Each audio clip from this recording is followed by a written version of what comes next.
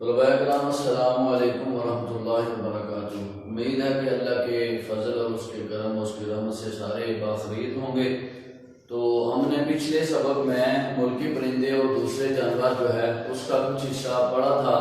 तो आज हम बकिया पढ़ाई की तरफ जाने लगे हैं। ठीक है जी, आप लोगों ने उसके अल्फाज माने याद कर लिए जी? उम्मीद है कि याद कर लिए होंगे हैं जी। तो आज हम उसका जो है ना बकिया हिस्सा पढ़ने के लिए जा रहे हैं। ठीक है, उस दिन हमने पढ़ा था बुलबुल बुलबुल मुकम्मल किया था। तो आज हम जो है भैंस से पढ़ते हैं। भैंस मोटी और खुशतबा होती है। खुशतबा तबीयत की खुश यानी किसी का बोझ ना महसूस करने वाली जिंदा दिल। भैंसों की किस्में नहीं होती, वो सब एक जैसी होती हैं। भैंस का वजूद बहुत से इंसानों के लिए बायस मुसर्रत है। बायस मुसर्रत, बायस वजह और मसरत का माना खुशी। ठीक है, खुशी की वजह।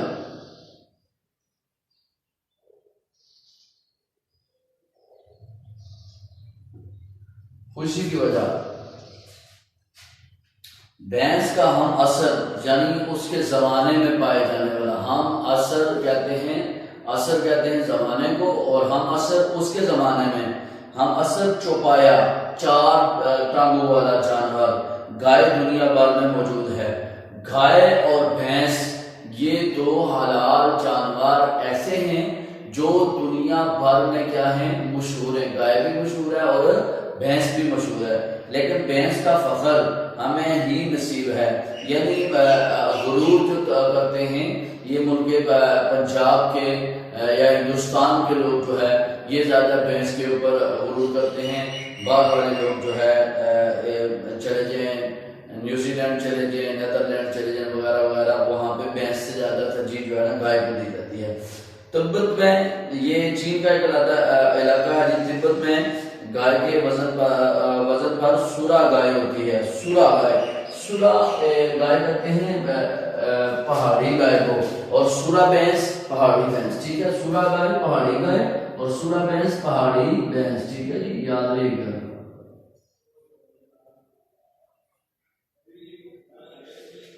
पहाड़ी भैंस।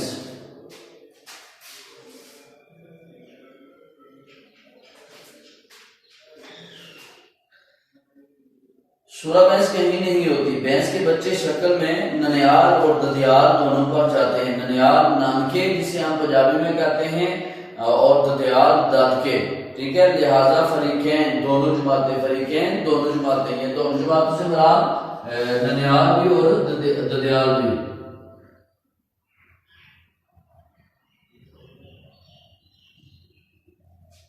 दोनों जमातें एक दूसरे पर तनकीद नहीं कर सकते। भैंस से हमारी मोहब्बत बहुत पुरानी है। भैंस हमारे बगैर रह ले, लेकिन हम भैंस के बगैर एक दिन नहीं रह सकते। आजकल ये शिकायत आम है कि लोगों को कोठी मिलती है तो ऐसी जिसमें गैराज तक नहीं होता जहां भैंस बांधी जा सके। कहीं भैंस इतनी बिद्दी नहीं होती। बिद्दी बदशक्ल, बिद्दी का मतलब क्या है? बदशक्ल।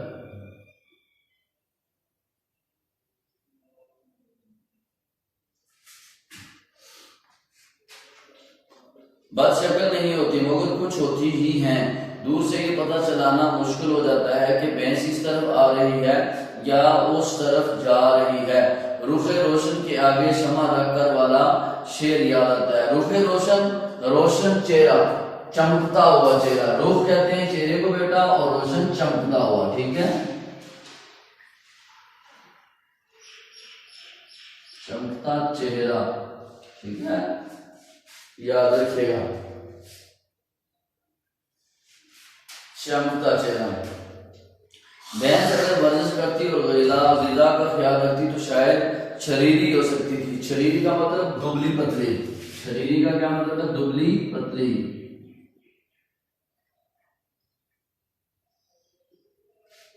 दुबली पतली हो सकती थी, लेकिन कुछ नहीं कहा जा सकता। बाद लोग मुकम्मल एहतियात करने पर भी मोटे होते चले जाते हैं। भैंस का मशगला जगाली करना। मशगला काम और जगाली मुंह हिलाना। ठीक है, मशगला जिसे कहते हैं काम को, काम और मुंह हिलाना।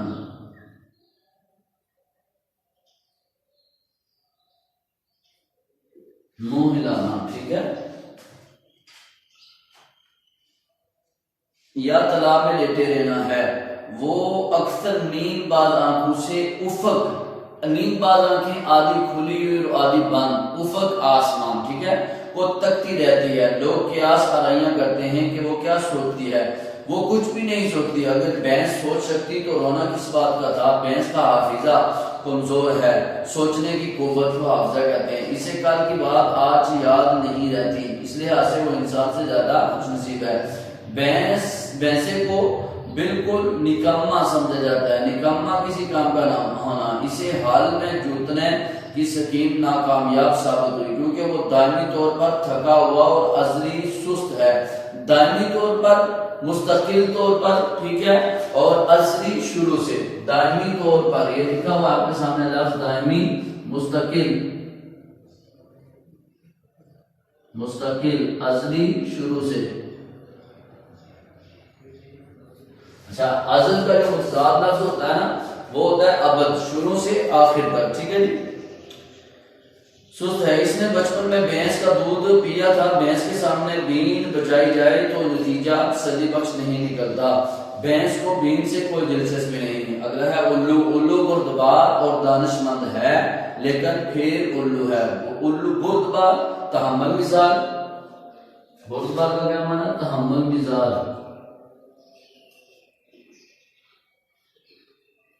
ठीक है जी। दानिशमंद, अक्लमंद।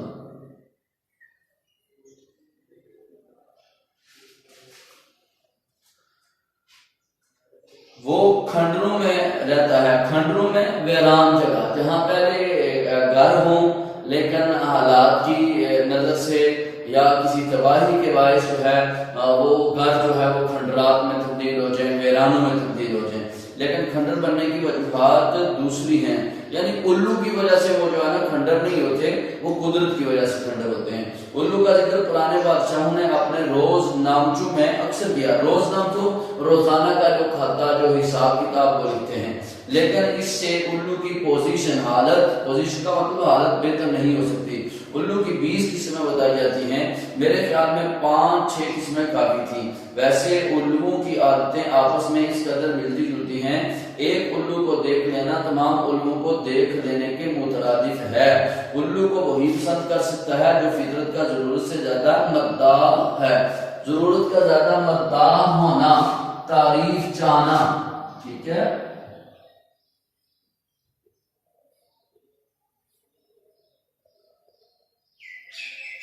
तारीफ चाहना। रोजमर्रा के उल्लू को बूम कहा जाता है। इससे बड़े को चुगल, चुगल से बड़ा उल्लू अभी तक दरियाफ्त नहीं हुआ। दिन भर उल्लू आराम करता है और रात भर हू करता है। इसमें क्या मसलहत पोशीदा है, क्या इस्लाह पोशीदा है, क्या मुनासबत पोशीदा है?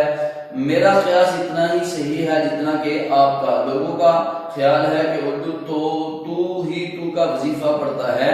अगर ये सच है तो वो इन खुद पसंदों से 1000 दर्जा बेहतर है जो हर वक्त मैं ही मैं का विरद करते रहते हैं। शोख और बातूनी, शोख शोखियां मारने वाला, चंचल, और बातूनी ज्यादा बातें करने वाले। बातूनी परिंदों में उल्लू का मर्तबा बहुत बुलंद है क्योंकि वो चुपचाप रहता है और गालिबन हिस्से मजाक से मारूम है। मजाक करने की हिस्स समझते हैं आप, वो जो 6 हिस्से हैं, 5 हिस्से हैं, चूमने की हिस्स, चखने की हिस्स, सोचने की हिस्स, ठीक है। बहुत से लोग मैच इसलिए जी फहम समझे जाते हैं। जी फहम लफ्ज है, जी फहम, अक्लमंद।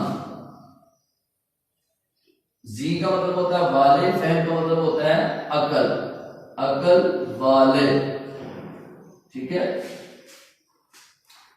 जी फहम समझे जाते हैं कि वो कभी नहीं मुस्कुराते। मादा ने उल्लू की बड़ी देखभाल करती है मगर जो ही वो जरा बड़े हुए और इनकी शक्ल अपने अब्बा से मिलने लगी, इन्हें बाहर निकाल देती है। उल्लू को अपने बच्चों की तालीम और तरबियत से कोई दिलचस्पी नहीं। वो जानता है कि ये सब बेसूद है, बेसूद है, बेफायदा है, बेफायदा,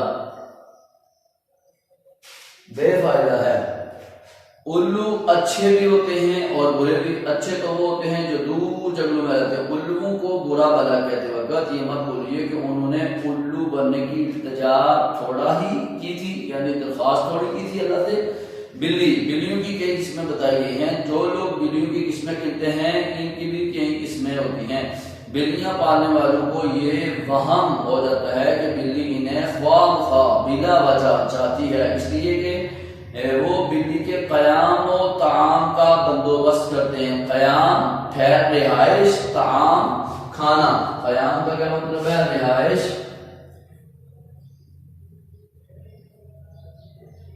और ताम का खाना, खाने पीने का बंदोबस्त करना, खाने पीने का एहतमाम करना। काश के ऐसा ही होता। बिल्ली दूसरे का नुक्ता नजर नहीं समझती, यानी दूसरे की बारीक बात जो है वो बिल्ली की समझ में नहीं आती। अगर इसे बताया जाए कि हम दुनिया में दूसरों की मदद करने आए हैं तो इसका पहला सवाल ये होगा कि दूसरे हम क्या करने आए हैं। साल भर में बिल्ली सिधाई जा सकती है, सिधाना सिखाना सिखाई जा सकती है, मगर साल भर की मुशक्कत का नतीजा सिर्फ एक सिधाई हुई बिल्ली होगा। जहां बकिया चौपाए, चार टांगों वाले जानवर दूध पिलाने वाले जानवरों में से हैं, वहां बिल्ली दूध पीने वाले जानवरों से ताल्लुक रखती है। अगर गलती से दूध खुला रह जाए तो आपकी सिधाई हुई बिल्ली पी जाएगी। अगर दूध को बंद करके कुफल लगा दिया जाए तब भी पी जाएगी। कुफल कहते हैं ताले को, ठीक है, ताला, जिसे आप इंग्लिश में लॉक कहते हैं, ताला। क्यों कर ये एक राज है जो बिल्लियों तक मौजूद है। बिल्लियां आपस में लड़ती हैं तो नाखूनों से एक दूसरे का मुंह नोच लेती हैं और महीनों एक दूसरे को बुरा भला कहती रहती हैं। बिल्ली और कुत्ते की रकाबत का माना होता है दुश्मनी।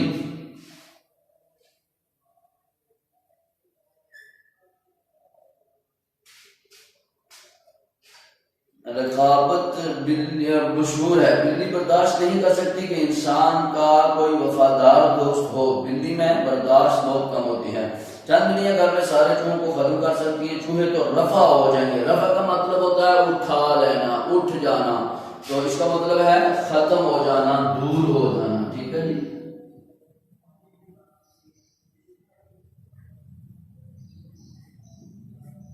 जाना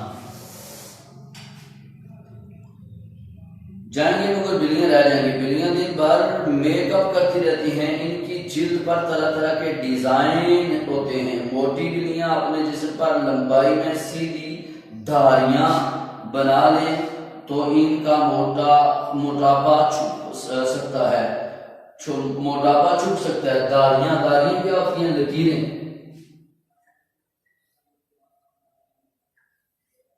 ठीक है जी। लकीरें बना लें तो उनका मोटापा छुप सकता है। वो छरीरी और क्यूट मालूम होगी। छरीरी हमने पीछे पढ़ा है, छरीरी दुबली पतली और क्यूट इंग्लिश का लफ्ज है, आपको इसका माना खूबी है, प्यारी, अच्छी।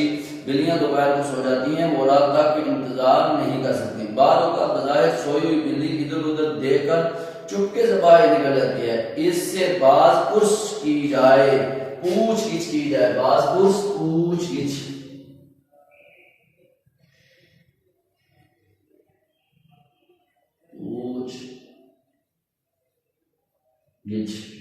ठीक है। पूछ गिछ की जाए, बात कुछ की जाए तो खफा हो जाती है, गुस्सा हो जाती है, नाराज हो जाती है। बिल्ली की जगह कोई भी हो खफा हो जाएगा। एक ही घर में साल गुजारने के बावजूद इंसान और बिल्ली अजनबी रहते हैं, एक दूसरे से अजनबी रहते हैं, यानी एक दूसरे की पहचान नहीं कर सकते। जिंदगी कितनी अजीब है। ये सबक लिया गया है जी किस किताब से? मजीद हमाकतें से। किस किताब से लिया गया है? मजीद हमाकतें से। शफीकुर रहमान की किताबें हैं, उनके नाम हैं, लेकिन उन नामों में से एक नाम है मजीद हमाकतें। तो ये सबक किस किताब से लिया गया है? मजीद हमाकतें से। तो बेटा सबक हमारा जो है, इसकी पढ़ाई जो है वो मुकम्मिल हो गई है। तो आप लोगों ने इसके अच्छे से जो है ना, मैंने सारे अल्फाज मानी जो है वो लिख दिए हैं। आपने अपनी इस वीडियो के अंदर देख लिया होगा। तो आपने ये अल्फाज मानी बेटा अच्छे से याद करने हैं। इन अल्फाज मानी के बहुत सारे फायदे हैं आपको मैंने पीछे पिछली वीडियोज में भी बताया था, इसमें भी बता रहा हूँ कि अल्फाज मानी ही ये सबक पढ़ाने का मकसद होता है। तो इसलिए आप लोगों ने इसको अच्छे से जो है ना वो याद कर लेना है, अज़बर होने चाहिए अल्फाज मानी। तो उम्मीद है कि आप लोगों को इसकी समझ आ गई होगी। तो इनके अल्फाज मानी अच्छे से आप लोगों ने याद करने हैं। अल्लाह आपका और मेरा हामी नासिर हो।